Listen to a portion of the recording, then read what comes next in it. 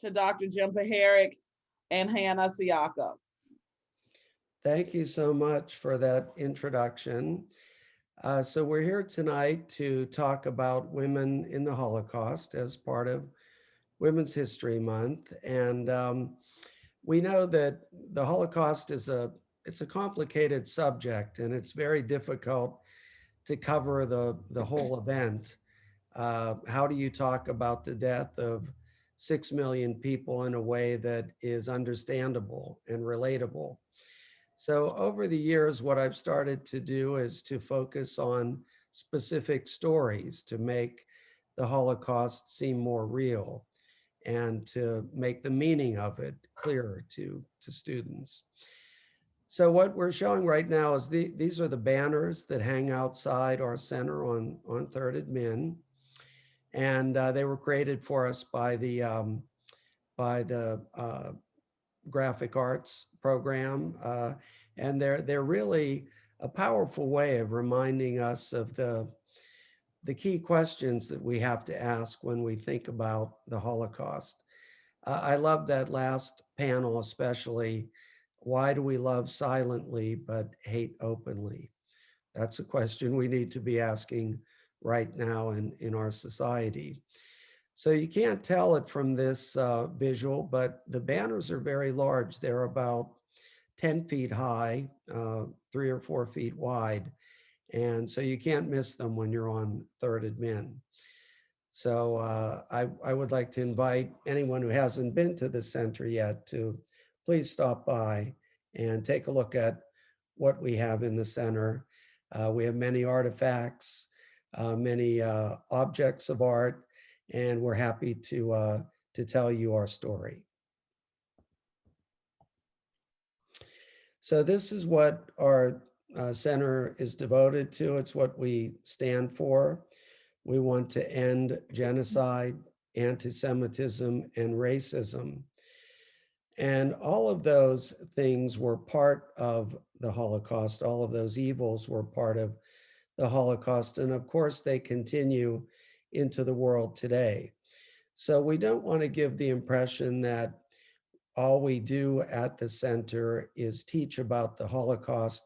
Certainly, that's the heart of what we do, and that's at the center of our mission. But we learn about the Holocaust to apply its lessons to the world today.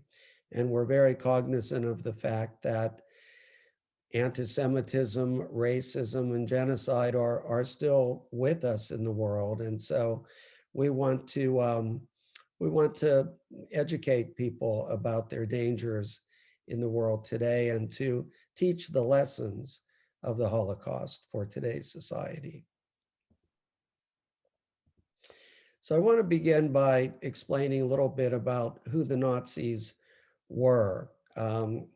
I think we look back at that era and sometimes we think that they were monsters or larger than life figures.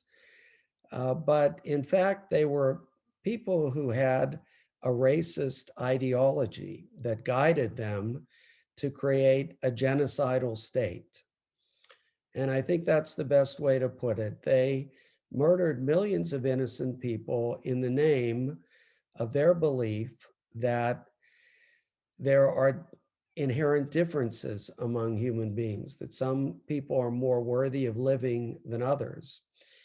And out of that really destructive ideology came the wholesale killing of innocent people. And their target was primarily Jews, but it was many other people as well. Poles, the Roma or Gypsies, disabled people were one of their first targets in Germany. They began to round up disabled people and put them into clinics that really were not so much designed to rehabilitate them, but to euthanize them. And they killed millions of innocent people that way. They also were brutally oppressive of their political opponents. They brooked no disagreement. They didn't permit, once they got power, did not permit a diversity of opinions or political parties. And so those people were targeted anyone who opposed them was targeted by the Nazis as well. And here you see one of their rallies, one of these huge rallies where Hitler is speaking. You know, and what I think about when I see this photo is we talk today about the dangers of social media and the powerful platform that digital media give to hate groups. Well, what Hitler and the Nazis had were microphones and the radio. And with those relatively primitive types of technology, they propagandized an entire nation, filled them with hatred, and indoctrinated them into the principles of Nazi ideology. And so this belief in white supremacy is really at the heart of what the Nazis were about. They believed that they were representations of something they called the Aryan race, not a biologically supported concept in any by any stretch of the imagination, but it was part of their mythology. Really, they had a mythology about their origin and their belief that they were superior to all other people. And this is very evident in quotes from Hitler, and this is one example. Everything we admire today is the product of one race, meaning the Aryan race. Everything else is simply degenerate. And, you know, one of the things that the Nazis did was to discourage artwork that didn't fit into their category of what was acceptable or that celebrated the Nazi state or the Aryan people. And so they not only discouraged it, they confiscated artwork and persecuted artists as well who were producing what they considered degenerate works. So a couple of quotes just to give you a little insight into the mind of Hitler, the way he thought about these issues. He talked about the Jewish virus, and he thought that Jews, by their very nature, were destructive to the kind of civilization that he wanted to build. And so he believed that the Jewish virus had infected much of Western civilization and that it had to be eradicated. And to eradicate that virus meant killing the people who carried it. And that had profound consequences for what the Nazis did, because it didn't matter if you were a child or someone who was not any sort of leader, any kind of intellectual, just the fact that you had a Jewish heritage for the Nazis was enough to make them believe they were justified in persecuting you. And in my classes on genocide and Holocaust studies, I often want to use this quote because sometimes people think, well, maybe Hitler hated the Jews because the Nazis were some sort of super Christians or fundamentalist Christians. But that was definitely not the case. They believed that Christianity was a Jewish invention. Actually, they understood better than many people do that Christianity derives from Judaism. But because they saw Judaism as a virus and a poison, they hated both Christianity and Judaism and the fundamental teachings of our faith, such as the Ten Commandments. So it wasn't only Judaism that the Nazis detested, it was Christianity as well. And one of the reasons is the messages in Christianity about turning the other cheek, forgiving our enemies, those were anathema to the Nazis. They have a quote as well where they talk about, Hitler actually has a quote where he talks about the fact that these go against the laws of nature. You know, these kinds of beliefs, they're very destructive to what makes a nation strong.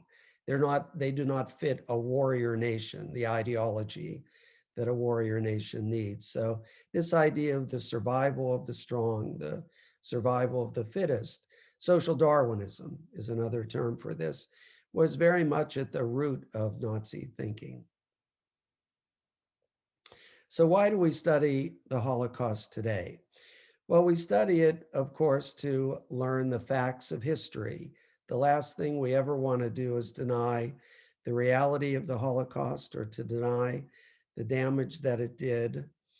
But we also study it to learn about the present day, that any leaders who attack innocent people or who stereotype groups of people as somehow inferior or debased, we need to pay attention to that. Those are very dangerous ideas.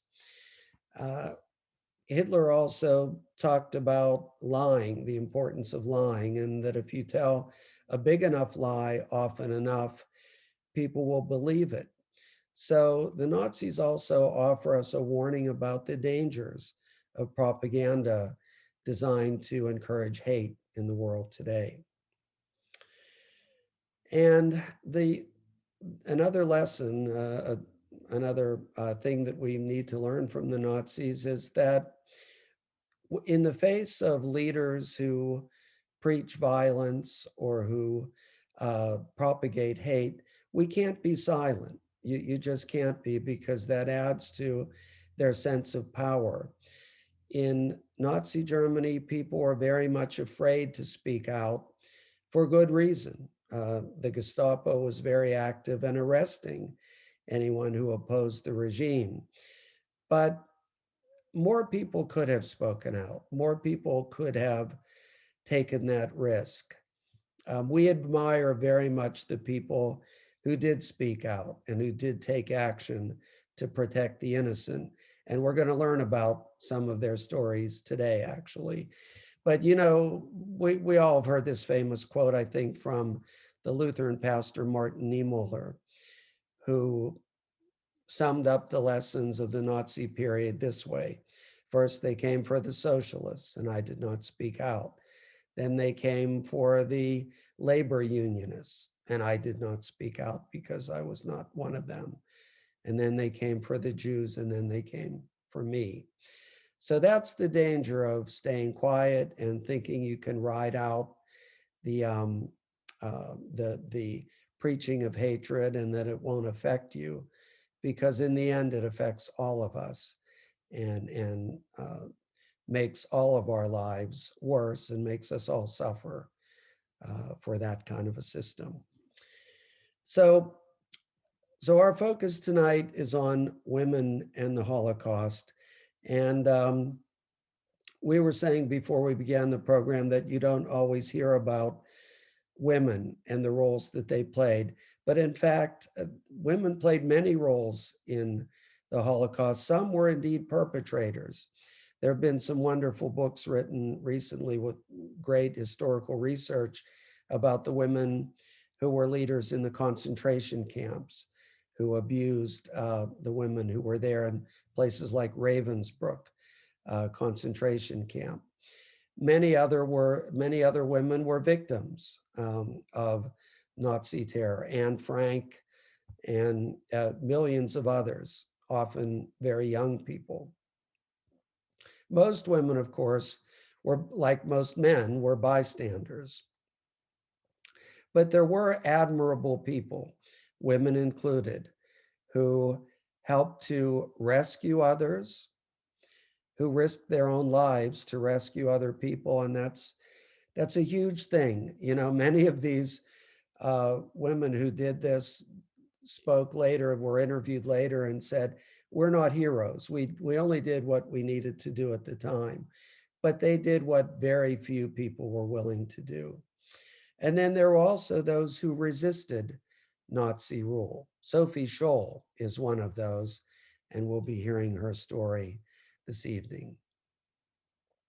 And before I turn it over to Hannah, just one final slide. There's this iconic image of a little boy in a ghetto who is, when the ghettos were being emptied and people were being sent to the death camps, you see him there with his hands up.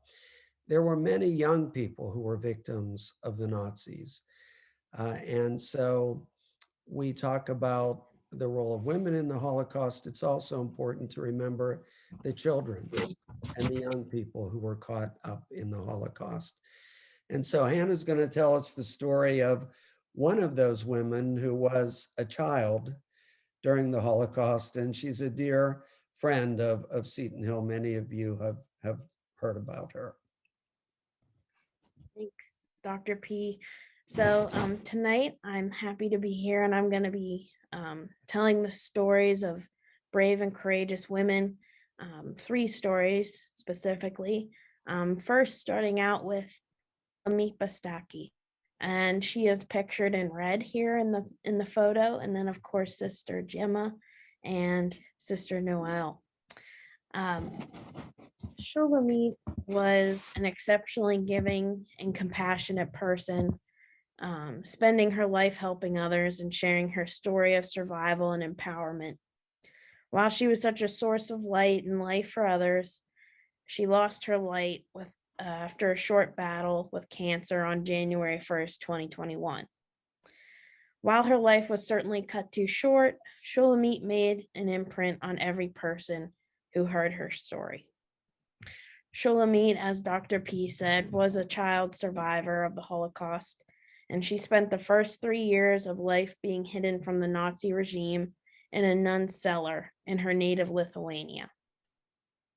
While those years were certainly sorrowful and trying times, she was miraculously reunited with her father after World War II ended, once her nun took her to a Catholic orphanage. Her father randomly decided to stop into this orphanage to see one last, glimpse of hope if he could find his daughter once again. And he actually spotted her out of all the other children because of a distinguishable birthmark that she had. So it was, just sheer luck, and I guess you would call it fate. After Shulamit and her family were reconnected, they moved to Poland and then to Israel, and then eventually to Pittsburgh. Once she was in Pittsburgh, Shulamit actually went to the University of Pittsburgh and got a degree in social work, where she became a geriatric social worker. So her helping the community didn't stop with her talks. It was her profession.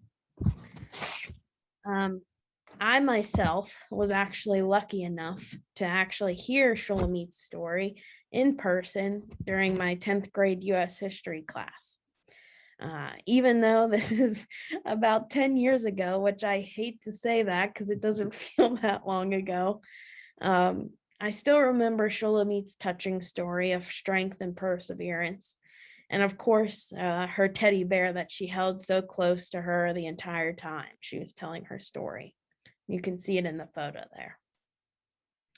While she did speak at numerous schools around the Pittsburgh area, as Dr. P mentioned, she was also very involved with Seton Hill's National Catholic Center for Holocaust Education and became extremely close with Sister Gemma.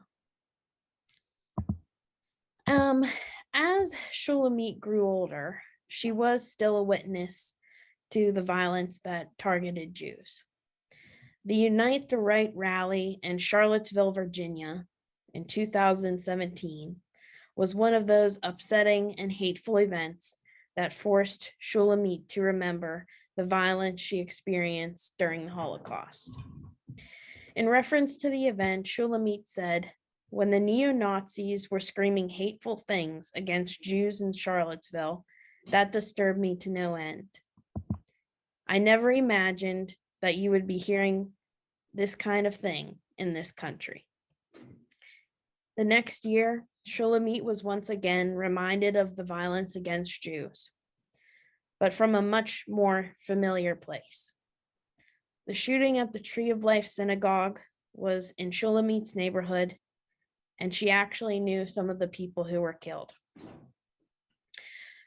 While many people would let this constant reminder of hate defeat them, it fueled Shulamit.